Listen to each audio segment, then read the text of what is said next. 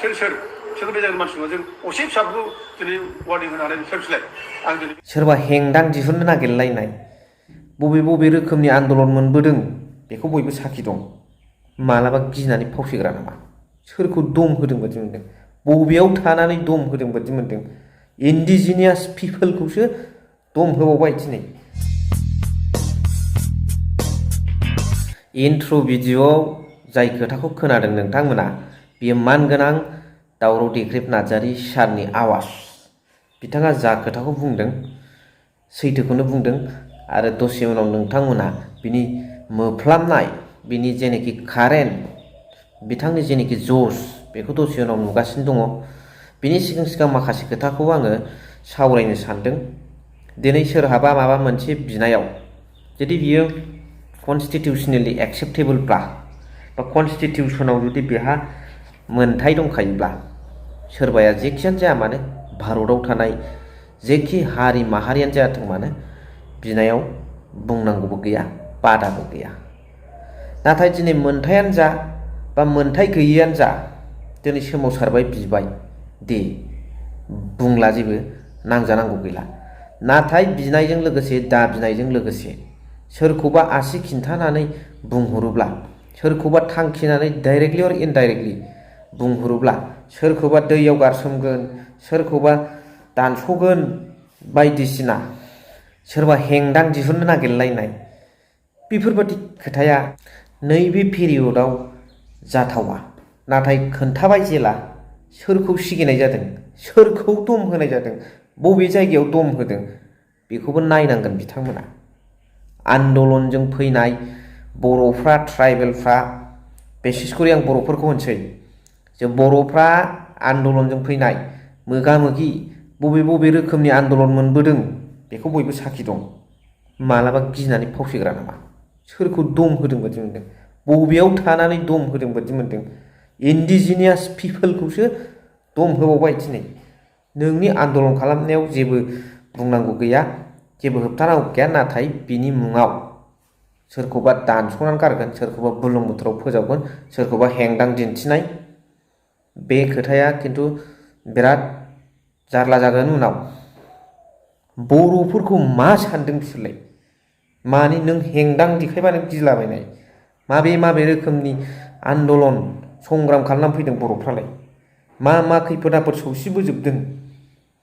बेखौ मिन्थिखायो। दिनै जारिमिनाबो फोरमान दं आरो बिथांमोनाबो मिथिना लाथों। नोंनि बे हेंदां दिन्थिनायखौ मालाबा गिनायनि फावसयफेरगा नामा? माखासेखौ बुंबावलासो आं दद माबादि साहसि बर'फ्रा, बर' रायजो राजायानो जाथों, गासैबो बर'फ्रानो जाथों, बाव रावखौबो सिगिनांगौ गैया, गिहोनोबो हाया। दिनै मानाव गेदेर हेमन्त बिश्व शर्मा बिथाङा 6था जनगोष्ठीनो ट्राइबेल स्टेटास होनो थांबायब्ला बा थाङोब्ला जोंथ' अट'मेटिकेलि खैफोदाव गोलैखागोन। दा अब्ला जों जेरैखि जाया ओरैबाबो जुदि खैफोदाव गोलैयोबा इयुनखौ साननांगोन। जोंनि इयुना मा जागोन? जोंनि फंबाय बिनानावमोननि इयुन। दा बेखायनो आं मोनसे खोथाखौ हाउसआव बुंनारदों नैबे मिडियानि गेजेरजों। हाउस माने जेनेरेल। बड'लेण्ड नङाब्ला एबसुलुट सलुसन गैया। एबसुलुट सलुसना बड'लेण्डनि गेजेरजोंसो। बड'लेण्डखौ जोंनो नांथारगौ खि नांथारगौ। नंगौना नङा रायजो राजाफोर? दा बेखायनो नोंथांमोना कमेन्ट्सनि गेजेरजों हर नांगोना नाङा आरो दा बर्थमानाव मा रोखोम सोलिनाया मोजां बेखौ कमेन्ट्सनि गेजेरजों हरबानो जाबाय। अब्ला दावराव देख्रेब नार्जारि सारा मा बुंदों नायनानै लादो, जोबनायाव कमेन्ट्स हरबानो जाबाय। जे आसाम एसेमब्लिया नैबे गाबोन 25 तारिखनिफ्राय जागोन बेखौ हेमन्त बिश्व शर्मा बुंदों। दा बे समावनो बिथाङा बुंदों जे 6 जनगोष्ठीखौ ट्राइबेल खालामनायनि प्रप'जाल बिथाङा लाबोगोन आरो बेखौ सावरायगोन होनना बुंदों। बयबो माने एमएलएफोरजों मन्थ्रिफोरजों एसेमब्लियाव। दा जों बेखौनो सुजुग लानानै जोङो खावलायदों जे जोंनि गासिबो ट्राइबेल एमएलए, ट्राइबेल मन्थ्रिफोर दं सिबां बिथांमोना ज' जानानै बे 6 जनगोष्ठीनि एसटि नागिरनायखौ स्ट्रंलि जाहाथे होबथायो, स्ट्रंलि बादा होयो। जों बेखौ जोंनि ट्राइबेल मन्थ्रि एमएलएफोर खावलायो। दा बेनि सोमोन्दैबो आं पेपाराव लिरना हरबाय। पेपार लिरनानै बेबो नै पेपाराव रोखा रोखा ओंखारनाय जाबाय बेफोर गुवाहाटीनिफ्राय ओंखारनाय बियो गिदिर गिदिर होदों BGSM urges tribal ministers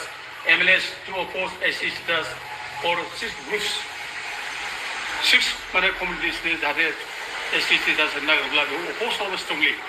बे प्रप'जालखौ जाहाथे आपत्ति खालामनो बुंनाय जादों आरो लोगोसे जुदि एसेम्बलियाव बे रोखोम गमामायनो जुदि 6 जनगोष्ठीनो SC होनायनि माबा मोनसे प्रप'जाल लाबोयोब्ला बेखौ बड'लेण्ड जनजाति सुरक्षा मन्चआ अपोजल' खालामनाय नङा बेखौ सुप्रिम कर्टआव थांनानै केस होगोन होननानैबो जों बेखौ बेयाव वार्निं जों लिरना होनाय जाबाय बे पेपाराव दा बेजों लोगोसे आरोबाव जोङो बे एखे माबाखौ लानानै दाबिखौ लानानै जोङो आसामनि मानगोनां chief minister doctor Himanta Biswa शर्मानो जोङो मेम'रेन्डाम हरनाय जाबाय जों मेल खालामहरबाय बेखौ आरो फरेस्ट सार्भिसाव स्पिडआव जों हरनाय जाबाय दा बिथाङा हयथ' गाबोननो मोनहैगोन बेनिखायनो जोंनि दाबिया क्लियार बे 6 जनगोष्ठीखौ ST जानो मोना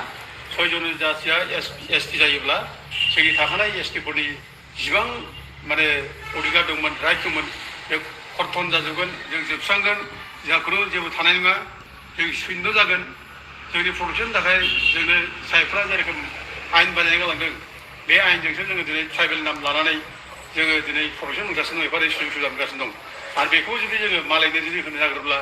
जोङो सेस जागोन बेखायनो जों जावले जावले जों बुंदों आगोलनिफ्रायनो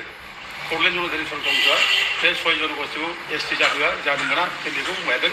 अदेबानि जोङो मोनसे बिसास दं बे 6 जनगोष्ठीया ST जानायनि खुनु क्राइटेरिया गैया बिसोरखौ ST खालामनो हाया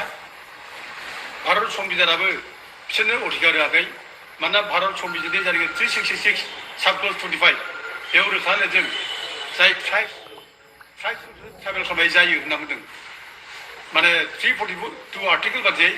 ट्राइबेल खालामनाय जायो होनना बुंदों दा ट्राइब्स होनब्ला जों थागिबि फिसाफोर जाय माने एक्जिस्टिं माने 14 ट्राइबेल दं बिसोर ट्राइब्स बाकिफ्रा ट्राइब्स नङा आहमफ्रा ट्राइब्स नङा बे जायगानि थागिबि फिसा नङा बिसोर बाहेरानिफ्राय फैनानै जोंनि रायजोखौ सेनानै थाफैनाय 1228 सनाव थाफैनाय बे जायगायाव ओरैनो ट्राइब नङा बे जायगानि बिसोर ST जानो हाया आं बेखौ नैबे क्लेम खालामदों आहमफ्रा ट्राइब्स नङा बे जायगानि बिसोर ट्राइबेल जानायनि क्लेम खालामनो हाया आरो जे ट्राइबेल लिडारफोरजों वार्निं होदों बिसोरखौ आं बेखौ उल्था सोंखारदों सोर बे आहमफ्रालाय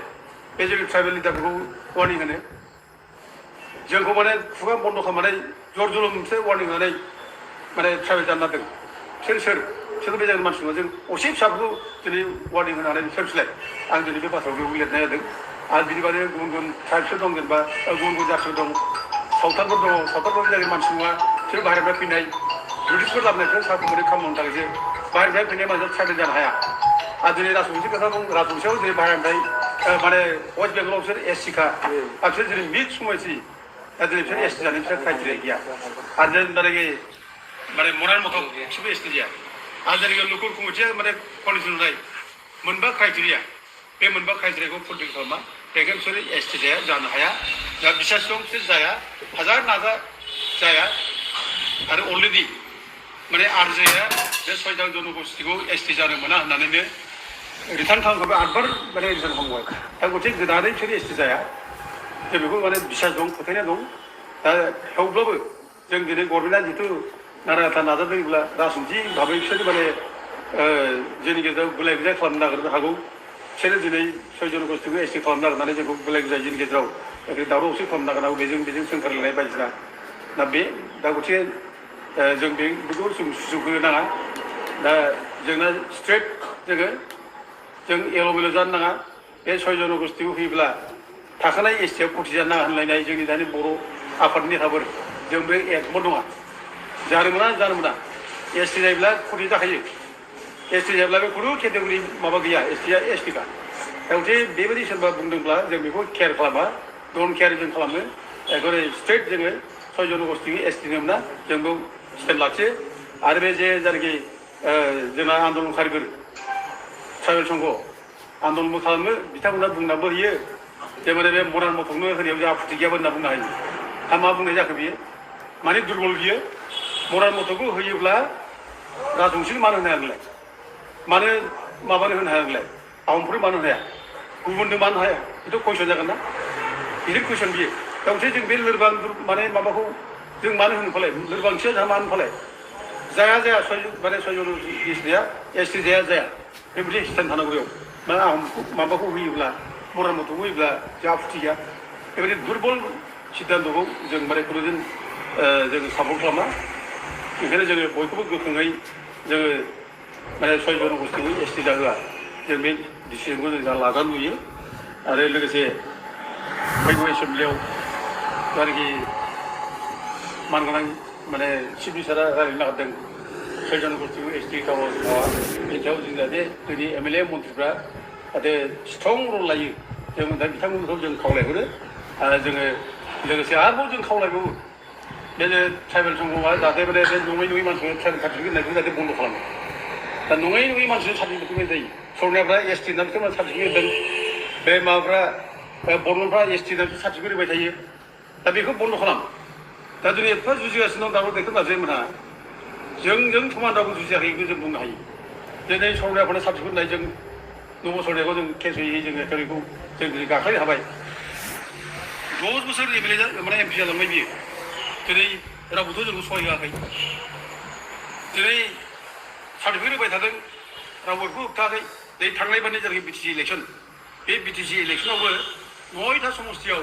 बे ट्राइबेल नङै मानसिफ्रा माने फ्रड ट्राइबेल सार्टिफिकेट लानानै इलेक्सन कन्टेस्ट खालामदों बे समस्याव बुंदों रावबो दुमाखै रावबो जों नुवाखै जायफ्रा दिनै बिराद गिदिर हब्राबाय थायो गिदिर गिदिरखौ आथा बुङो दिनै बहुत थैना दं बिसोरलाय दिनै बेखौ मावनांगौ गैयामोन नामा रावबोथ' बुङाखै दुलाराय बर' फरायसाफ्रा बेखौ बुंनांगौमोन बुङाखै जाथिय आफाद जाथि सिन्था खालामग्रा मानो सिन्था थादों बिसोर बेखौ बुङाब्लानो फंसे खोथा मा बुंजाया ट्राइबेल सङानो फंसे खोथा मा बुंजाया जोंथ' थाङै थाङै गिदिं गिदिं अफस खालामबाय थादों जों बेखौ आरो जों बिसोरनि गासिबो माबाखौ कालसारखौ जोङो बुथुमनानै जों दिनै कमप्लेन लानानै दोनदों बिसोरनि कालसारखौ माने माबा जायो इनभेलिड जायो जाहाथे फैगौ इलेक्सनफ्राव जाहाथे बिसोर कन्टेस्ट खालामनो हाया आरो गुबुन गुबुन माबाफ्राव सुबिदा सुबिदाफोर जाहाथे बिसोर लानो हाया जों बेनि थाखाय जों बिसोरनि माने कालसारखौ इनभेलिड खालामनांगौ होननानै जोङो अलरेडि जोङो बेखौ लिरनानै हरनाय जाबाय दा आं लुबैदों बयबो जाहाथे गोख्रों जायो जों ट्राइबेलनि जोङो जायनाखि माबा रैखा कवच बे रैखा कवचखौ जों लाखिनांगोन आं बयखौ बयबो नुनो मोनबाय बुजिनो मोनबाय नोंथांमोना थेंक इउ भेरि माच फर वाचिं लाभ इउ